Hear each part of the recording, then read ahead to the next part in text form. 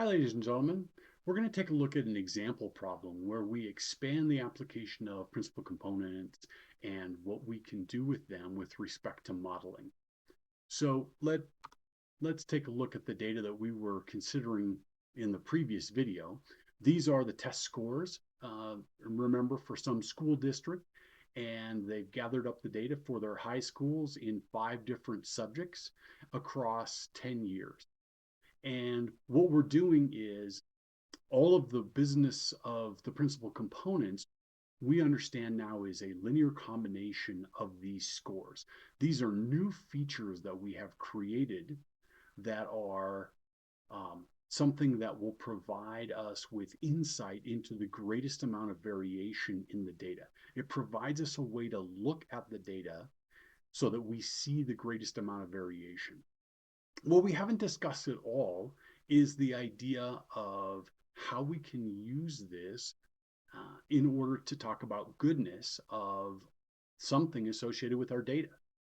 So that's what we're going to talk about in this example. What we want to look at is we want to look at some metric for goodness. Let's say that the school district has decided that it's going to calculate every year a score which is a sum of all of these averages for the different subjects. And they're going to call that score awesomeness. So every year we have an awesomeness score, which is generated from the sum of these 5 subjects. And then we would have a set of awesomeness scores across our years. Now what we want to do is we want to understand if there's any way that we can correlate what's happening with the performance in the different subjects with awesomeness. So for example, we could build a math score versus awesomeness. And we want to consider if that's going to be a good predictor. Is the math score a good predictor of the awesomeness score? Maybe the physics score is a good predictor of the awesomeness score. Let's take a look at all of those subjects and see how well they work out for us. All right, what we're looking at here, this is a graph of the awesomeness score. That's the average scores totaled up across for each year. And what we're looking at is subject number 1, which is mathematics. So there appears to be some correlation, not necessarily where we could fit a very good model through the data here, but there definitely seems to be a correlation as we improve math scores with improving awesomeness scores. What about subject number 2? So this is history. Again, we can see some positive correlation here. The data are a little spread out, but maybe we could build an awesomeness versus history as a model. Here's the physics. So the physics scores seem really uncorrelated with the awesomeness score. We're just kind of all over the place with respect to physics. Of course, philosophy is of no use to us whatsoever because the philosophy score never changes. It's always 75, so it has no predictive value whatsoever when it comes to predicting awesomeness. And then finally, we have the English score. And again, here we could draw a line through these data and come up with perhaps a reasonable model. Unfortunately, because all of the English scores are either 70 or 80, if we have any value inside of here, that's not going to actually work for us because we don't have any values between 70 and 80. So we really only come up with 2 predictions. One when English was 70 and one when English was 80. And that would give us 2 values of awesomeness. So perhaps there's a way that we can use the principal components as a means because these are really additional features that are available to us for modeling.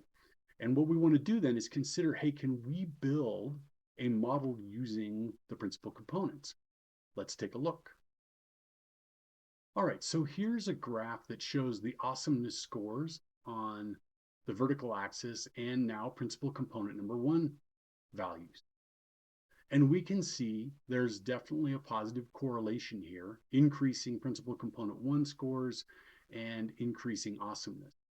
And this looks like a tighter set of data for us to be able to build a model with than anything that we saw with the individual subject scores.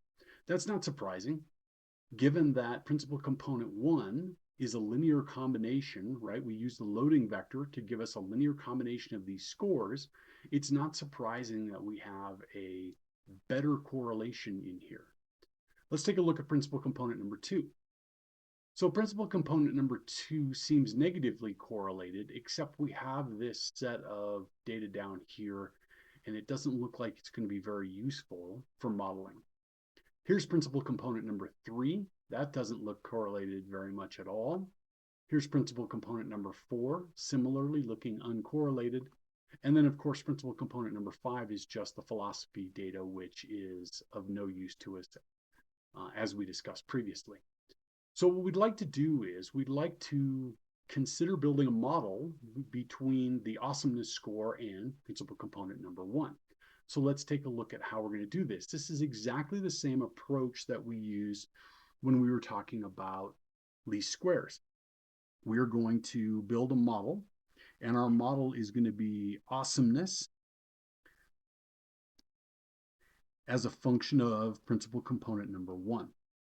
And let me write it out this way. Awesomeness, and I'll write this as P1 for principal component number 1 is going to be equal to x0 plus x1 times P1, where P1 is the principal component 1 scores.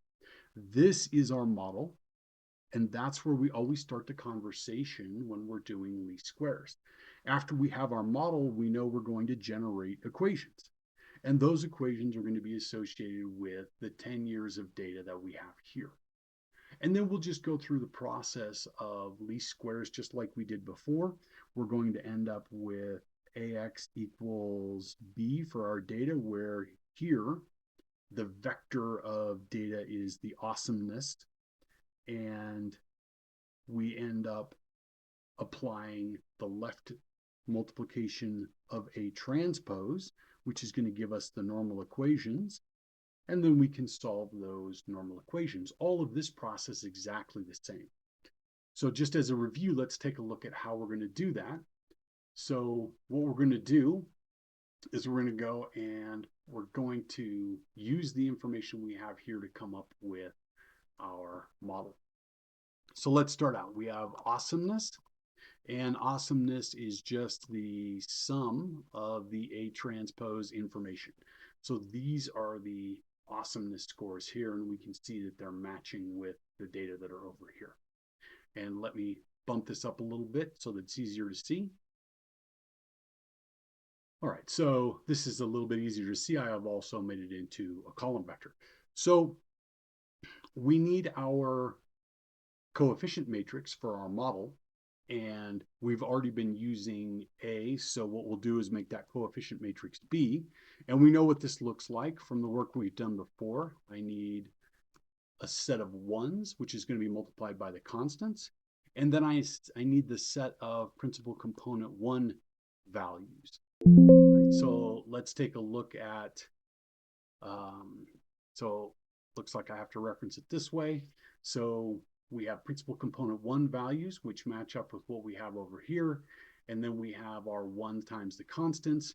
And now what we're going to do is we are going to build the normal equation, right? So the normal equations are going to be augmented. I'm going to augment B with the awesomeness score, and we're going to multiply on the left by B transpose.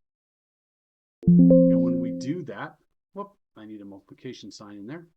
And when we do that, we end up with our system of equations. Now we're just going to RREF this. So RREF the normal equations, and this gives us our model. We have a constant of about 205.6, and we have a slope of about 1.5. So we come back over here and we see that our model, A as a function of principal component 1, is going to be equal to 205.56 plus 1.504 times the principal component 1 value. And this gives us a way of predicting, based upon the scores in any given year, what the awesomeness is going to be. And it lets us know what we can do to try and improve our awesomeness score. We can do that by looking at the loading vector. What goes into principal component number 1? So remember our loading vectors.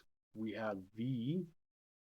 This is the set of right singular vectors, and we looked at this before. The big contributors for principal component 1 are the math score and the English score. And what that means is that if we want to improve awesomeness, we want to increase principal component 1, our biggest bang for the buck is improving math and English scores.